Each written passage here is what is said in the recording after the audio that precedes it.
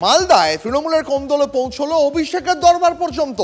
বিধায়কের বিরুদ্ধে সরাসরি অভিষেক বন্দ্যোপাধ্যায়ের দফতরে চিঠি তৃণমূলের ব্লক সভাপতির। সংগঠনকে অন্ধকারে রেখে দল চালাচ্ছেন বিধায়ক নিহার রঞ্জন ঘোষ, ইচ্ছে মতন পদ বিলি করছেন, সরকারি পদে বসাচ্ছেন বিরোধীদেরও। চাঁচলের বিধায়কের বিরুদ্ধে এমনই অভিযোগ তৃণমূলের ব্লক সভাপতির, আর সেই অভিযোগ পৌঁছে গেল অভিষেক বন্দ্যোপাধ্যায়ের দফতরে। এই বিষয়ে আরো বিস্তারিত জানবো মালদা থেকে সুব্রত সচেন প্রতিনিধি টেলিফোন লাইনে। সুব্রত, এমন কি ঘটলো যে তৃণমূলের ব্লক সভাপতি একেবারে অভিষেক বন্দ্যোপাধ্যায়ের কাছে চিঠি লিখলেন? দেখো, এই নিয়ে সবচেয়ে বড় মজার বিষয় যে ব্লক সভাপতি এখন অভিষেক বন্দ্যোপাধ্যায়কে বিধায়কের বিরুদ্ধে চিঠি লিখছেন। কিছুদিন আগে পর্যন্ত তিনি এই নিহার রঞ্জন ঘোষের অনুগামী ছিলেন এবং তার সাথে একই সাথে ছিলেন। শুধু তাই নয়, জেলা সভাপতি কে হবেন সেই নিয়ে যখন বিস্তর গোলমাল চলছিল, তখন যে দুটো বা তিনটে দলে মালদা জেলা তৃণমূল ভাগ হয়ে গেছিল, তার মধ্যে যে নিহার ঘোষ যেদিকে ছিলেন, এই ব্লক সভাপতিও সেদিকেই ছিলেন। কিন্তু ঘটনা হচ্ছে, গত কিছুদিন ধরে দেখা যাচ্ছে এই দুজনের মধ্যে তীব্র মতবিরোধ তৈরি হচ্ছে এবং যে গোষ্ঠীগুলো এর আগে তৃণমূলের জেলার ক্ষেত্রে দেখা গেছিল, এখন সেগুলো আবার ভেঙে ভেঙে আরো অনেক বেশি টুকরো হচ্ছে। আর এরই একটা ফলস্বরূপ কিন্তু অভিষেক বন্দ্যোপাধ্যায়কে চিঠি লেখা। এমনটা নয় যে নিহার রঞ্জন ঘোষ নিজেও এই বিষয়ে কিন্তু রাজ্য স্তরে জানাননি। এই বিষয়ে এর আগে তিনিও জানিয়েছেন এবং তারপরে যেটা দেখা যাচ্ছে যে এখন এই ব্লক সভাপতি সহ অন্যান্যরা কিন্তু বুঝতে পেরেছি। সুব্রত, অনেক ধন্যবাদ তোমাকে, নজর রাখো। পার্টিকে তোয়াক্কা করছে না আমাদের মাননীয় বিধায়ক সাহেব, মুখে বলতে বলতে আমরা ক্লান্ত। তাই আমরা দলের যে সর্বোচ্চ নেতৃত্ব, আমাদের রাজ্য সভাপতি, সর্বভারতীয় সাধারণ সম্পাদক এবং আমাদের মাননীয় দলনেত্রী, এই তিনজনের কাছে এবং ডিস্ট্রিক্ট জেলা সভাপতির কাছে আমরা লিখিত এই যা অভিযোগগুলো আছে সেগুলো পাঠাচ্ছি। পিপিতে যাদেরকে নিয়োগ করা হয়েছে, পিপি ইনচার্জ, তাদেরকে নামগুলো ধরে ধরে দয়া করে আপনারা যারা নেতৃত্ব আছেন আপনারা খোঁজ নিন, দেখবেন যে কারা কারা বসে আছে। কংগ্রেস এবং বিজেপির নেতৃত্বরা বসে রয়েছে।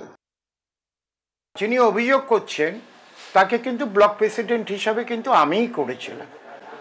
গর্ব করে বলতে পারি যে ব্লক প্রেসিডেন্ট করার পর এক কাপ চা খেয়েছে কিনা তার সন্দেহ রয়েছে। আর উনি ঘরে বসে রাজনীতি করেন, কোনো অঞ্চলেও জানেন না কোনো অঞ্চলের নেতৃত্বে কে আছেন বা কোনো মানুষের সঙ্গে যোগাযোগ আছে কিনা জানি না। এরা হচ্ছে বিরোধীদের সঙ্গে হাত মিলিয়ে ওখানে তৃণমূলকে দুর্বল করার একটা চক্রান্ত করছেন তারা। যদি আমার চলার পথে কোথাও ভুল হয়, যদি তার সত্যতা প্রমাণ করতে পারে, দল যা শাস্তি দেবে আমি মাথা পেতে নেব। বিধায়ককে ব্লক নেতৃত্ব মানছে, আবার বিধায়কও দলনেত্রীকে মানছেন, দলনেতৃত্বকে মানছে না, গুরুত্ব দিচ্ছে না। ফলে এটা নতুন করে কোনো ঘটনা না এবং আগামী দিনে এটা আরও নিচু লেভেলে ছড়াবে। খড়গের ঘরে সোনিয়ার সঙ্গে কফি খেলেন ডেরেক ওব্রায়েন। সংসদে তৃণমূলকে পাশে নিয়ে চলবে কংগ্রেস। গতকাল এই বার্তা দেন রাহুল, আর তারপরেই আজকের এই ছবি। কথা বলবো আমাদের সঙ্গে টেলিফোন লাইনে দিল্লি থেকে জ্যোতির্ময় রয়েছেন। জ্যোতির্ময়, এই কফি পে চর্চায় কি আলোচনা হলো?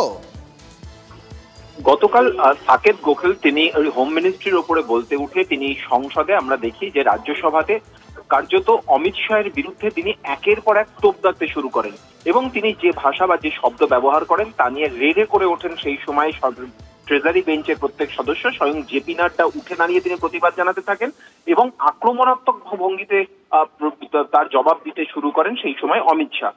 গতকাল যে চরম বাকবিতণ্ডা বা বেনজির বাকবিতণ্ডা হয়েছে, মূলত সেই বিষয় নিয়ে খোঁজ খবর নিচ্ছিলেন সোনিয়া গান্ধী। যে খবর আমরা পাই যে কংগ্রেস সাংসদ রজনী পাতিল এবং তার পাশাপাশি প্রমোদ তিওয়ারি, তারা দুজন সোনিয়া গান্ধীকে ব্রিফ করছিলেন।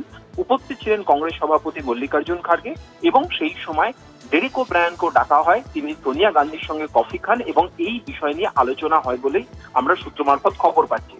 কিন্তু এই বিষয়ের বাইরে আর কি কি বিষয় নিয়ে কথা হয়েছে তা নিয়ে কিন্তু কোনো পক্ষই কোনো মুখ খুলতে চায়নি। এমনকি এই বৈঠকের সত্যতার কথাও কিন্তু কোনো পক্ষ অফিসিয়ালি স্বীকার করেন। কিন্তু যেটা সব থেকে বেশি তাৎপর্যপূর্ণ বিষয়, গতকাল যখন রাহুল গান্ধী বার্তা দিচ্ছেন যে সংসদে তার তৃণমূলকে পাশে নিয়ে চলার একটা বাধ্যবাধকতা রয়েছে, কিন্তু বাংলাতে তৃণমূলের বিরোধিতা করা হবে, ঠিক তারপরেই সংসদের অভ্যন্তরে সোনিয়া গান্ধীর সঙ্গে ডেরেক ওব্রায়ানের এক টেবিলে বসে কফি খাওয়া যথেষ্ট তাৎপর্য। একেবারেই জ্যোতির্ময়, অনেক ধন্যবাদ তোমাকে। দুমুখ নীতি নিয়ে চলে কংগ্রেস এবং তৃণমূল, কটাক্ষ করতে ছাড়ছে না বিজেপি। তৃণমূল কংগ্রেস এবং কংগ্রেসের যে সম্পর্ক, সেই সম্পর্ক নিজেরাই জানে না যে সেই সম্পর্কের দিকটা কোন দিকে। কখনো তাদের ডিভোর্স হয়, কখনো তাদের বিয়ে হয়, বারবার ডিভোর্স আর বারবার বিয়ে হচ্ছে।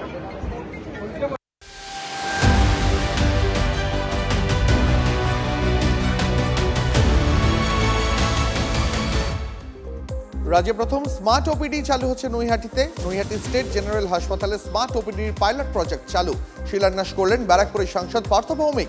সাংসদ তহবিলের বরাদ্দ 2 কোটি টাকা দিয়ে তৈরি হচ্ছে এই স্মার্ট ওপিডি। এর ফলে হাসপাতালে আসা রোগীরা দ্রুত চিকিৎসা পরিষেবা পাবেন। তৃণমূল কাউন্সিলরের বাড়ির দোতলার ব্যালকনি ভেঙে বিপত্তি, চাঙর খসে পড়ল রাস্তায়। বারুইপুরের 4 নম্বর ওয়ার্ডের দাসপাড়া এলাকার ঘটনা। তৃণমূল কাউন্সিলর অপরাজিত দাসের দোতলা বাড়ির চাঙর খসে বিপত্তি। বহুদিনের পুরনো ব্যালকনি জল জমে আলগা হয়ে যাওয়া এই দুর্ঘটনা, জানিয়েছেন পরিবারের কর্তারা। সল্টলেক থেকে হঠাৎই গায়েব বিজেপির হিন্দু হিন্দু ভাই ভাই পোস্টার। তৃণমূলে লাগানো পোস্টার থাকলেও নেই বিজেপির পোস্টার। করুণাময়ী চত্বর থেকে ছিঁড়ে ফেলা হয়েছে পোস্টার। তৃণমূল এবং পুলিশ পোস্টার ছিঁড়েছে, অভিযোগ বিজেপি। গরম পড়তে হাওড়া পুরসভায় তীব্র জলসংকট। হাওড়া পুরসভার বেলগাছিয়া এলাকায় পাইপলাইনে ফাটল। উত্তর হাওড়া এবং শিবপুরের বিস্তীর্ণ এলাকায় জল সরবরাহ ব্যাহত। পাইপলাইন সারানোর কাজ চলছে, জলের গাড়ি পাঠানো হচ্ছে। অবস্থা সামাল দিতে পদক্ষেপ করা হয়েছে সাফাই পুরসভার। গরম পড়তে দক্ষিণ দিনাজপুর জেলার গঙ্গারামপুর ব্লকের বিভিন্ন প্রান্তে জল সংকট। ঘোলা জলেই চলছে স্কুলের মিড ডে মিলের রান্না। পেটের অসুখের আতঙ্কে ভুগছে গোটা গ্রাম। পানীয় জল সরবরাহের আশ্বাস দিয়েছেন বিডিও। যদিও কবে পানীয় জলের সমস্যা মিটবে তা নিয়ে ধন্দে গ্রামবাসীরা। অন্তঃসত্ত্বা মেয়েকে হাসপাতালে নিয়ে যাওয়ার পথে দুর্ঘটনা, মৃত্যু হলো বাবার। বনগাঁ ত্রিকোণ পার্ক এলাকার ঘটনা, শোকের ছায়া গোটা পরিবারে। বাইকে করে স্ত্রী এবং মেয়েকে নিয়ে বনগাঁ হাসপাতালে যাওয়ার সময় দুর্ঘটনা। আরেকটি বাইক এসে ধাক্কা মারে বলে অভিযোগ। ঘটনাস্থলে মৃত্যু হয় দেলবার তরফদারের। মৃতের স্ত্রী এবং মেয়ে আহত অবস্থায় হাসপাতালে ভর্তি।